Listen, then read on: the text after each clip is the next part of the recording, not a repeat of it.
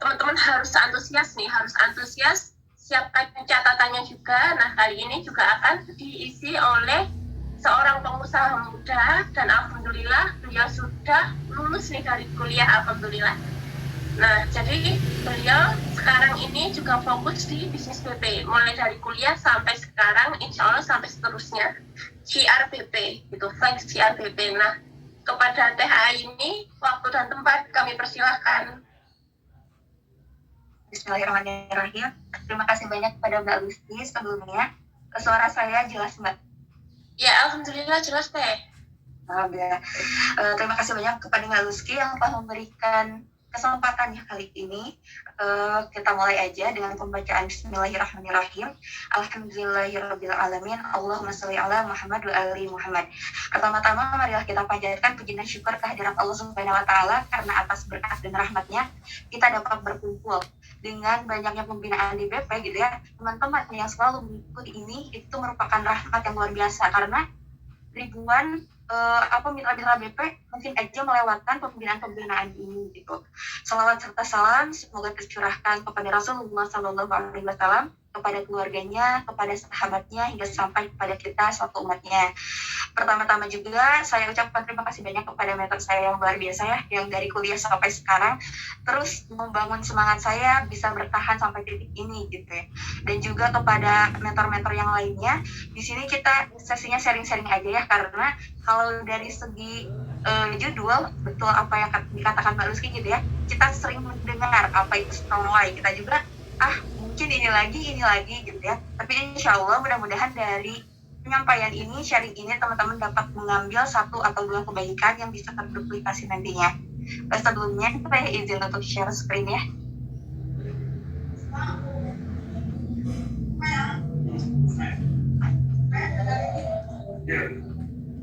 Oke.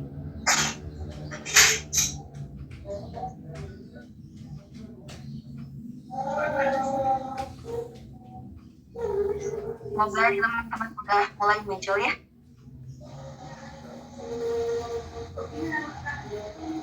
Nah,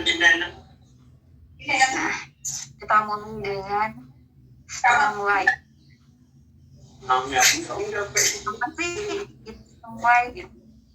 Teman-teman pasti mendengar hal itu, tapi sebelum kita mulai ada dua pertanyaan yang saya ajukan.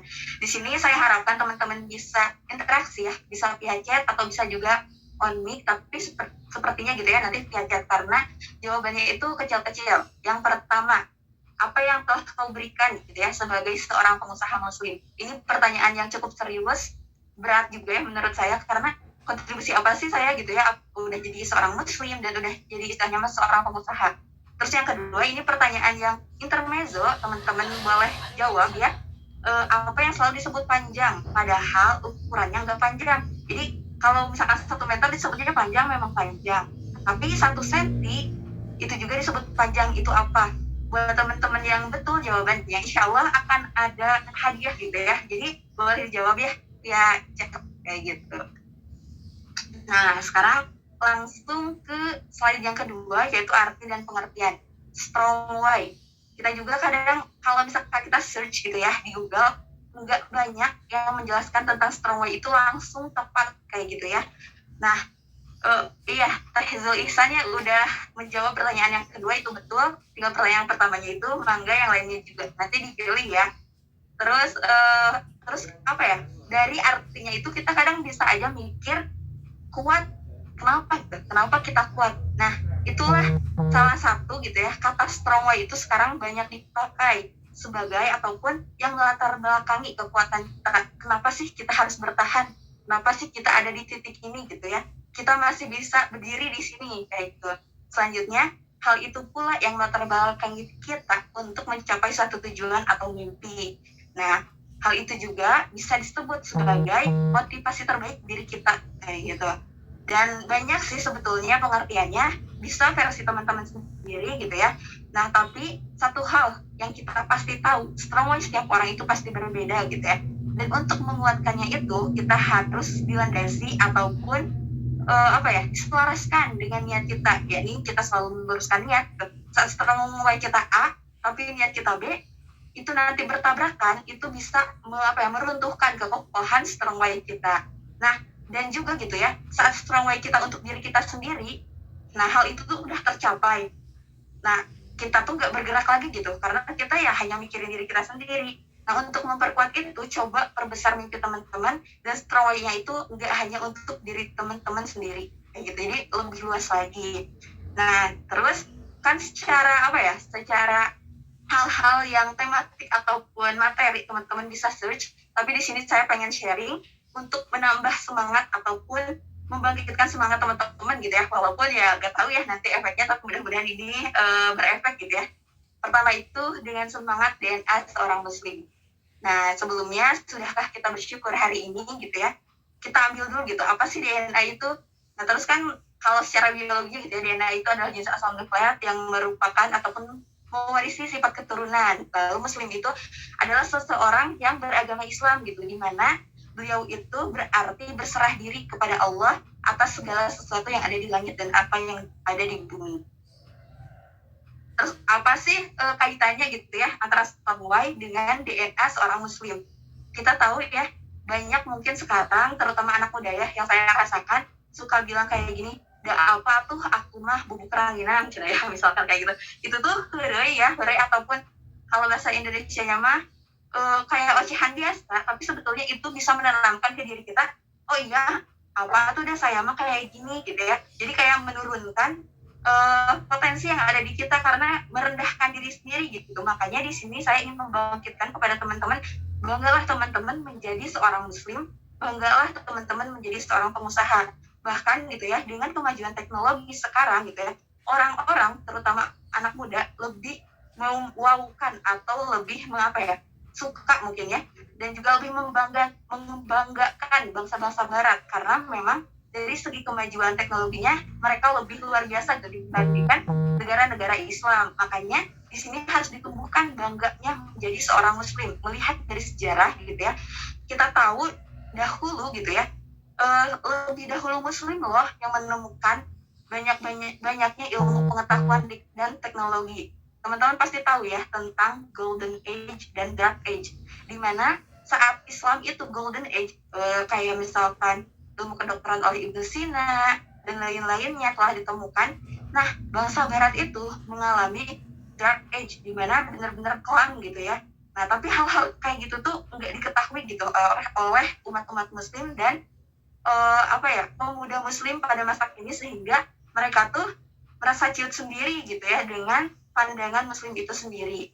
Nah, buat teman-teman yang ada di sini, coba dalam hatinya katakan, saya bangga menjadi seorang muslim, saya bangga menjadi seorang pengusaha muslim, kayak gitu. Jadi tanamkan hal itu dan mudah-mudahan menjadi vibrasi dan semangat kembali gitu ya untuk teman-teman semua.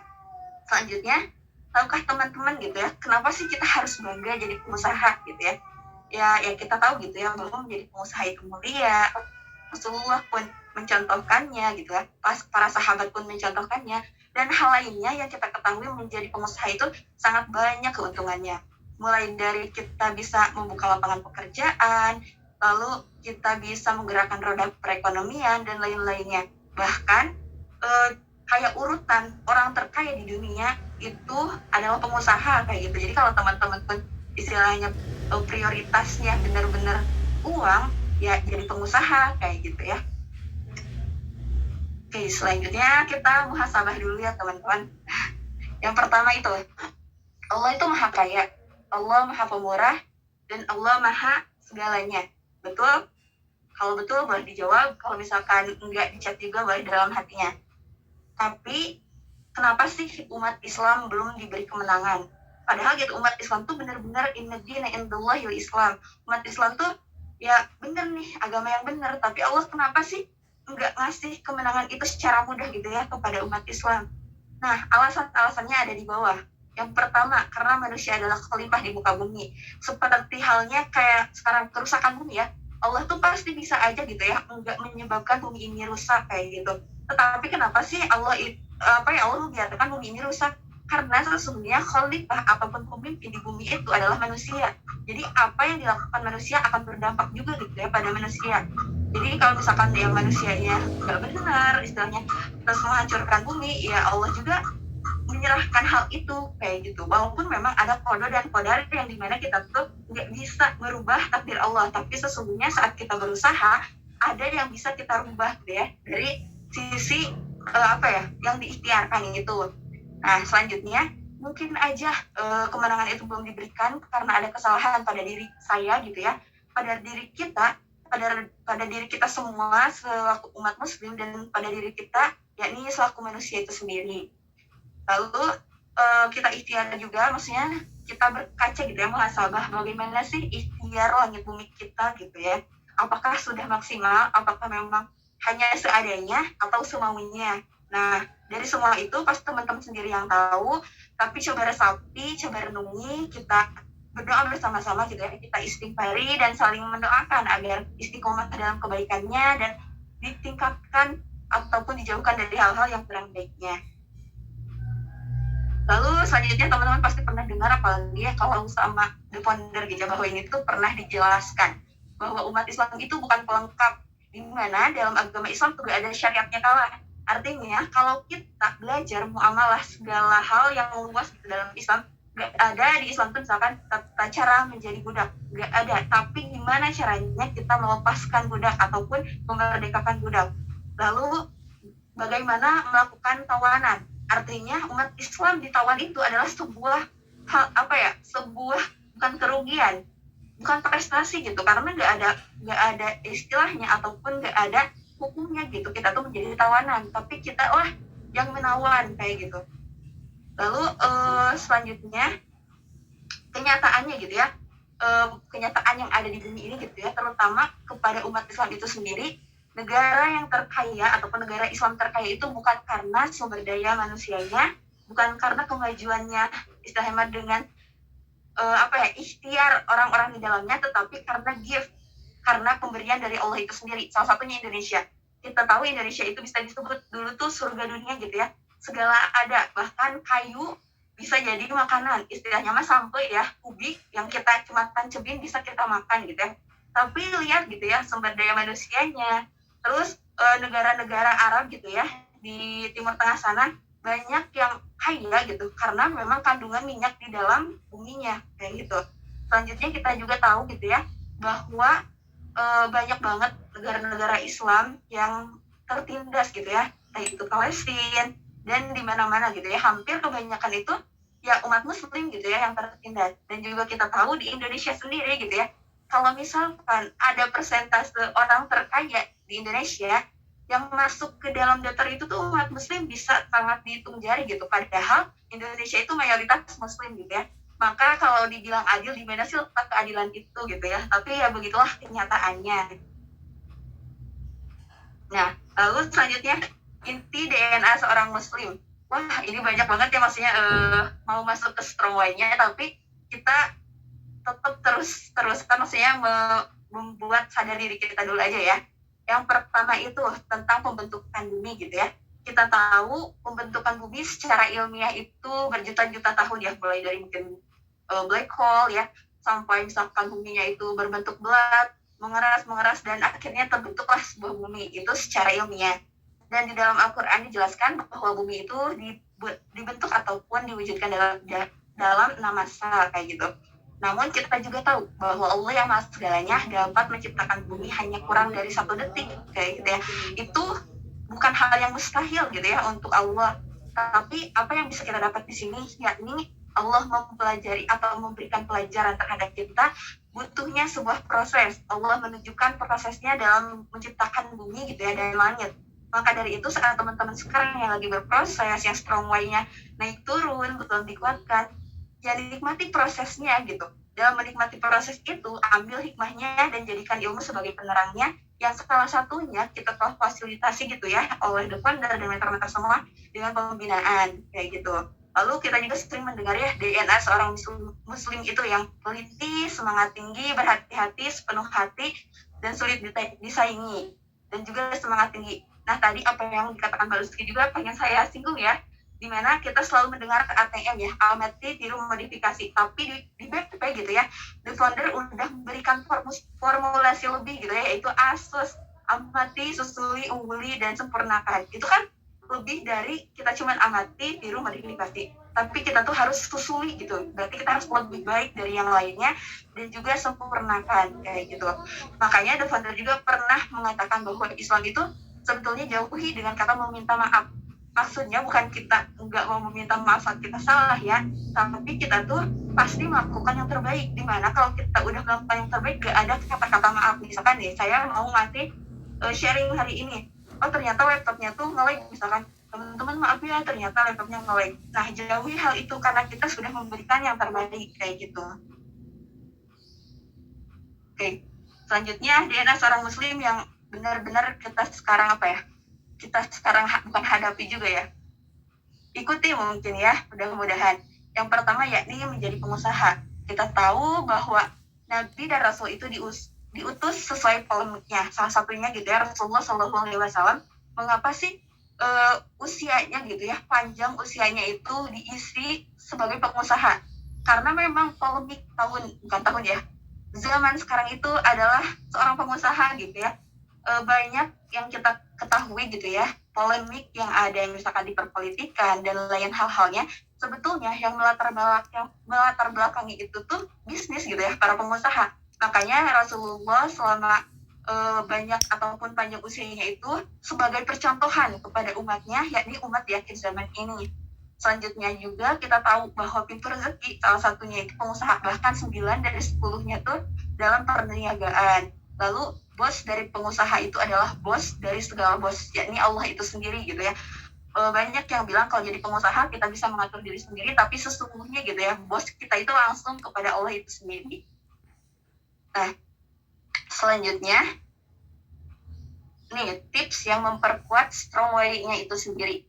Menurut saya ya, ini versi saya, tapi teman-teman juga bisa menambahkan. Yang pertama itu libatkan Allah, bisa disebut juga ataupun banyak yang bilang Allah dulu, Allah lagi, Allah terus. Kalau kita terus melibatkan Allah, insya Allah Allah permudah.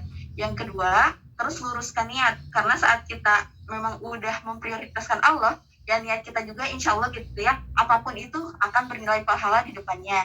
Yang ketiga, memiliki visi misi. Kalau teman-teman punya strong why, tapi teman-teman nggak punya visi misi, itu juga kayak kalau udah kecapai, ya udah deh gitu ya. Kalau teman-teman punya visi dan misi yang lebih besar, teman-teman apapun yang menghadapi, apapun yang menerjang, insya Allah strong why teman-teman akan kuat. Yang selanjutnya itu bermimpi besar, karena kata The Founder juga gitu ya, kalau kita bermimpi besar, kayak kita pengen punya pesantren gitu ya, pasti Allah tolong dibanding kita hanya punya mimpi untuk diri kita sendiri kayak gitu. Jadi pasti akan lebih mudah karena dengan pertolongan Allah. Selanjutnya, yang membuat strong way saya kuat gitu ya, salah satunya ketika ketika futur ataupun ketika down, ya ini bayangkan orang tua gitu, dan keluarga atau orang yang teman-teman sayangi kayak gitu.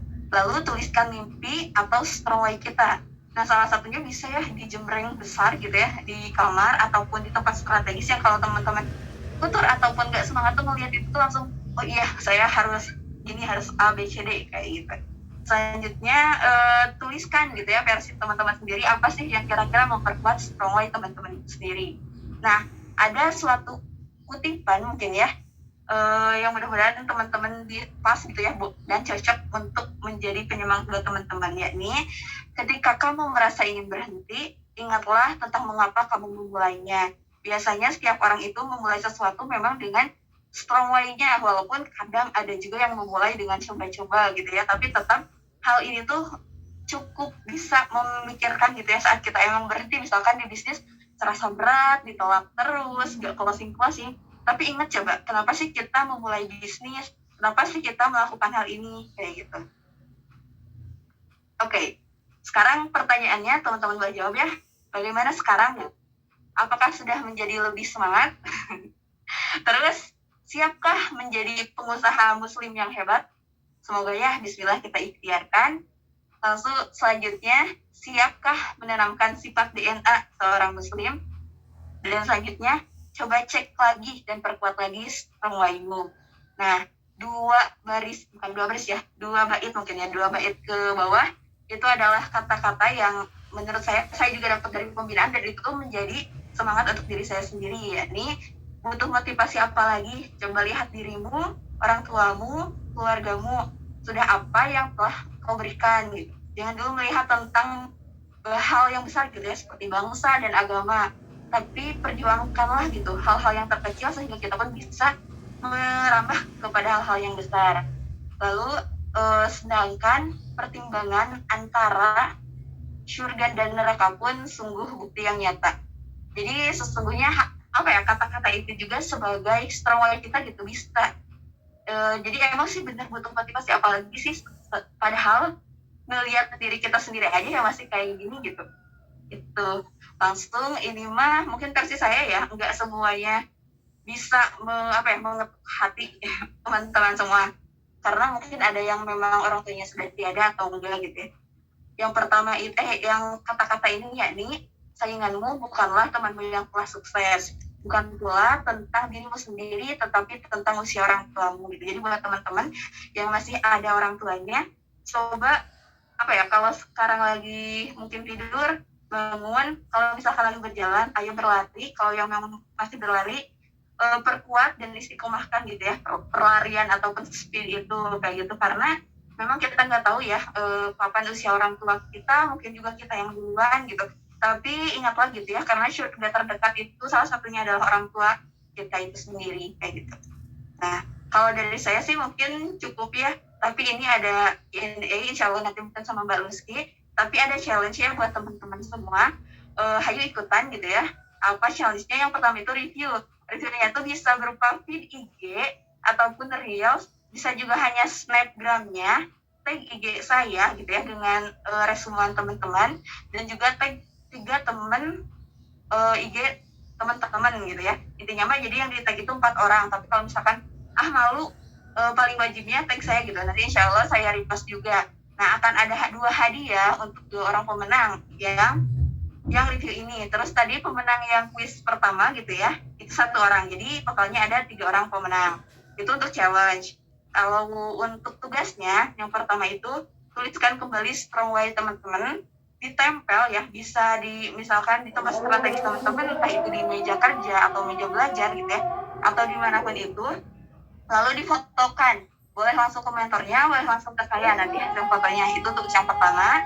Tugas yang keduanya, langkah atau tahap apa yang sudah ditempuh sampai saat ini karena strong way itu. Artinya kalau misalkan teman-teman nih, strong way pertamanya kalau Mas BP itu umroh ya. Nah, kira-kira udah berapa sih tercapainya gitu ya si biaya umroh itu. Kalau misalkan impian yang pertama udah kelewat, apakah ini impian yang keduanya apa, itu boleh dikirimkan juga. Yang selanjutnya, yang ketiga itu challenge 40 hari. Teman-teman tuliskan 1 amalan langit dan 1 amalan bumi yang teman-teman tekankan atau komitmenkan gak akan terlewat selama 40 hari. Boleh dikirim juga ke mentornya ataupun ke saya. Insya Allah kalau misalkan kirimnya ke saya, kita buat grup khusus ya selama 40 hari ini buat mencoba mengistiqomahkan hanya 2 amalan itu, yang 1 amalan langit, yang 1 amalan bumi. Bisa kalau kita misalkan akhwat ya, pengen ngaji gitu ya 1 juz atau misalkan hanya 2 lembar gitu ya, selama 40 hari nggak putus. Kan ada masa-masanya datang bulan, itu bisa diganti murotal. Jadi nanti kalau misalkan banyak kan ataupun lebih dari 5 orang, saya mau izin ke Mbak Lutfi buat bikin grup khusus yang hanya untuk mengerjakan tugas ini gitu ya, selama 40 hari itu untuk challenge yang 40 hari amalan itu. Intinya apa gitu ya, mudah-mudahan paham asal belepotan gitu ngomongnya. Nah, mungkin cukup sekian sharing dari saya.